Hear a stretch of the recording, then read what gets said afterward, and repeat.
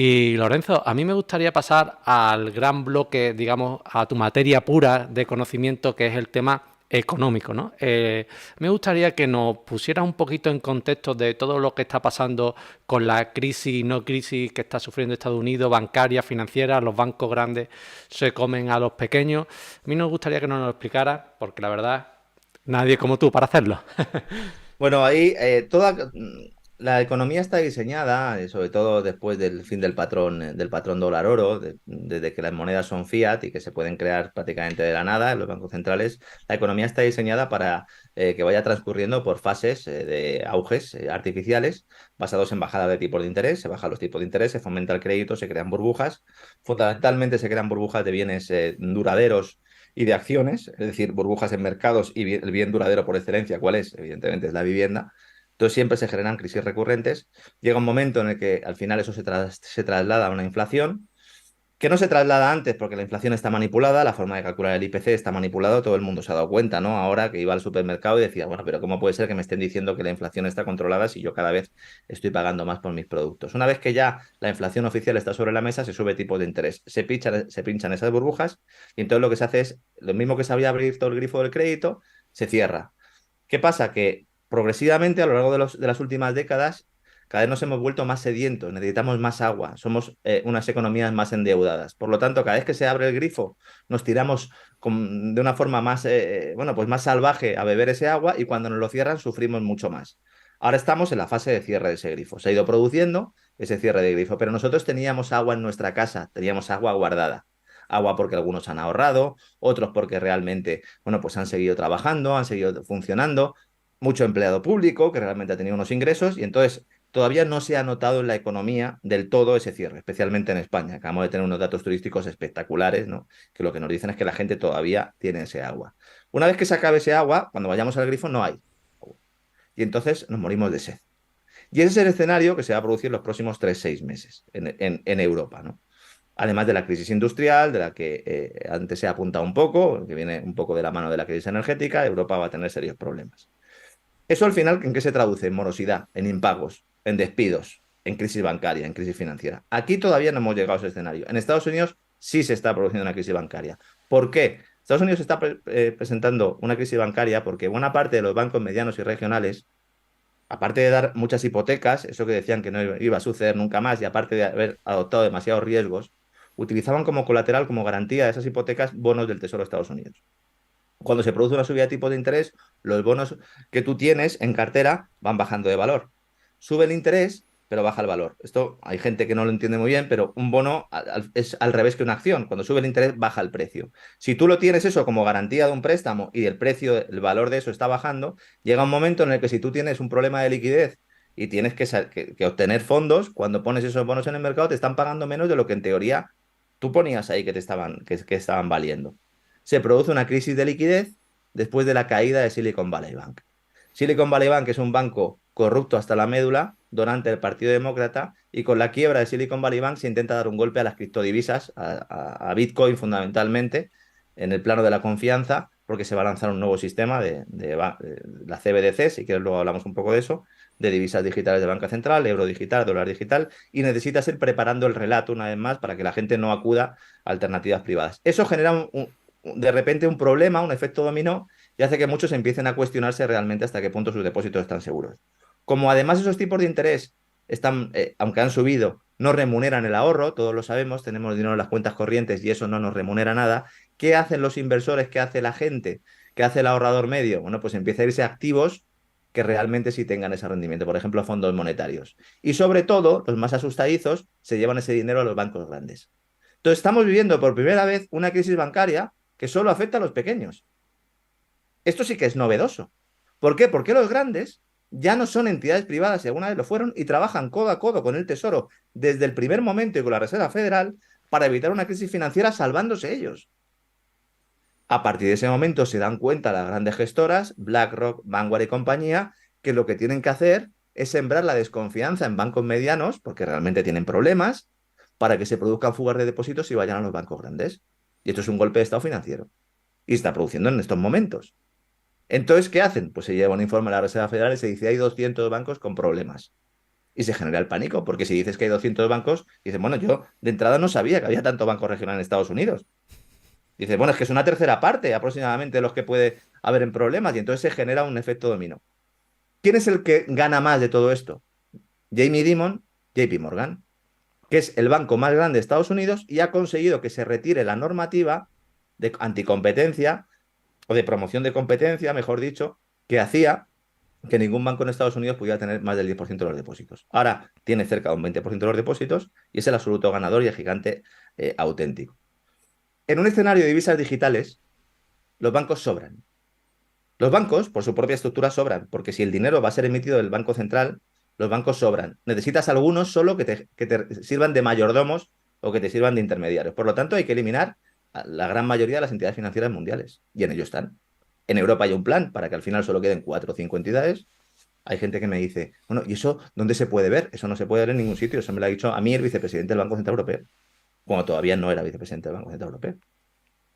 A mí me lo dijo el propio Guindos, dice, no, no, es que hay un plan porque no puede haber tantos bancos, entonces hay que solucionar o hay que fomentar las fusiones transfronterizas, de eso nos van a hablar mucho ahora.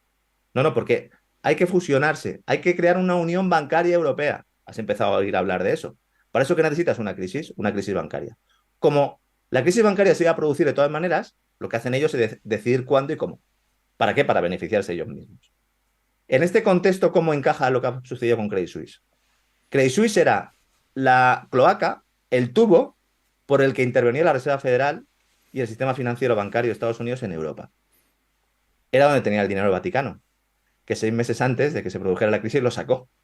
Yo a ver si el Papa Francisco nos deja todo su bola de cristal o a lo mejor es que tiene teléfonos, ¿no?, interesantes.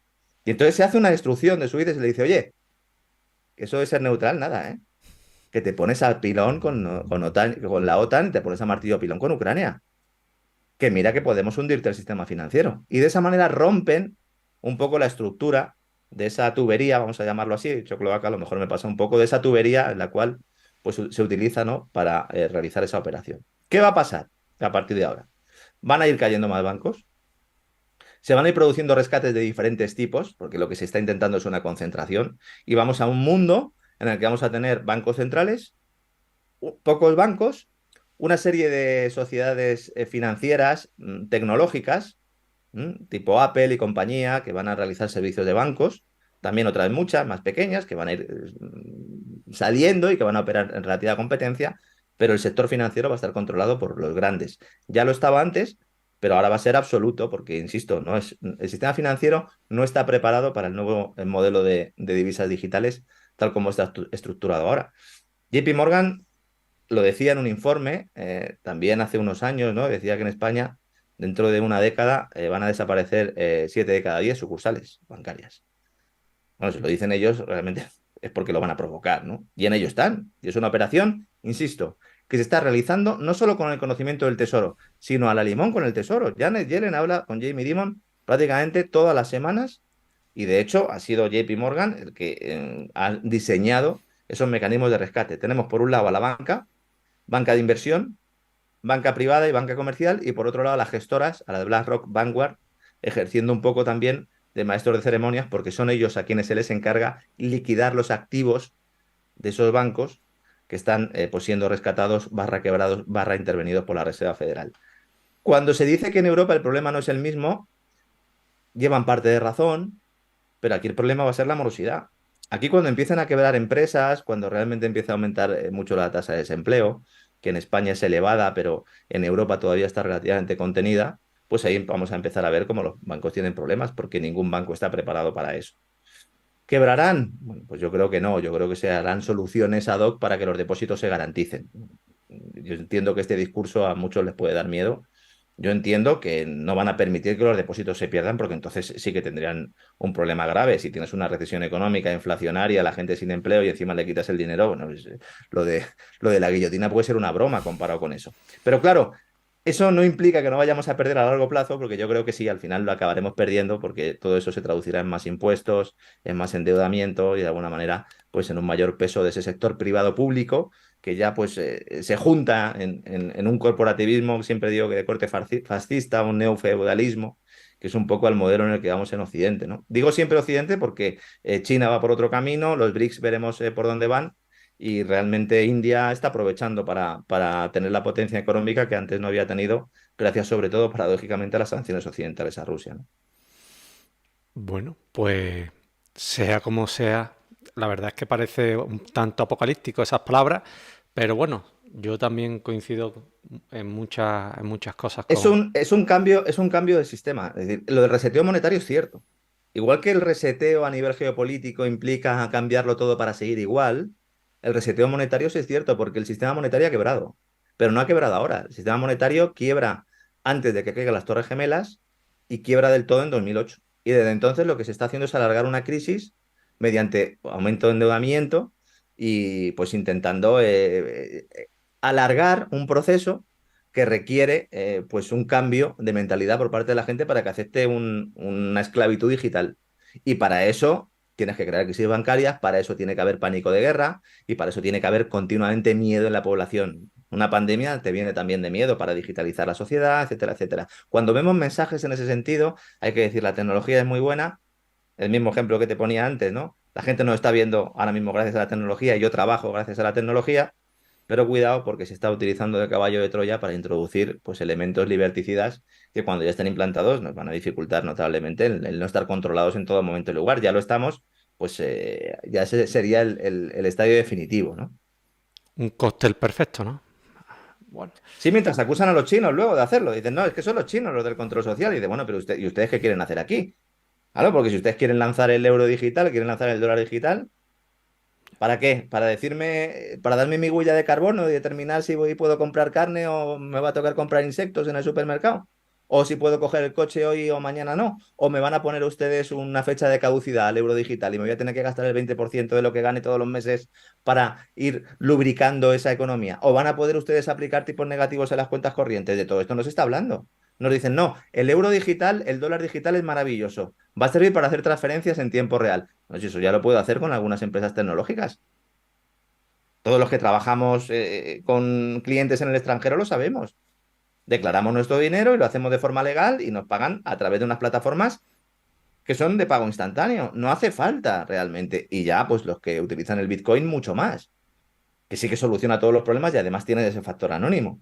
Pero ellos quieren dar una vuelta de tuerca aquí en Europa en octubre y en Estados Unidos antes, porque con la crisis financiera van a aprovechar y en julio se presenta una iniciativa que es el inicio del dólar digital que se llama FedNow y que van a presentar a bombo y platillo en julio, pues seguramente casi justo después de la reunión de julio de la Reserva Federal.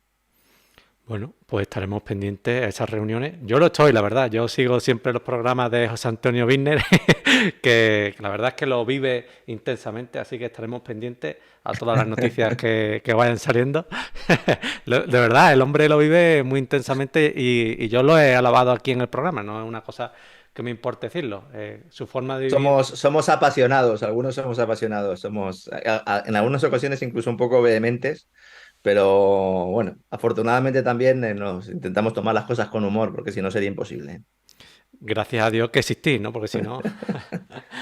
Bueno, yo te agradezco mucho la entrevista y solamente me gustaría, Lorenzo, dejar que alguien del que nos está viendo haga alguna pregunta, Claro, porque, sí, sí, pues, lo que quieran. vale, eso digo a todo el mundo, que he visto que hay muchas preguntas, pero como para no estar mirando para arriba en el chat, porque si no,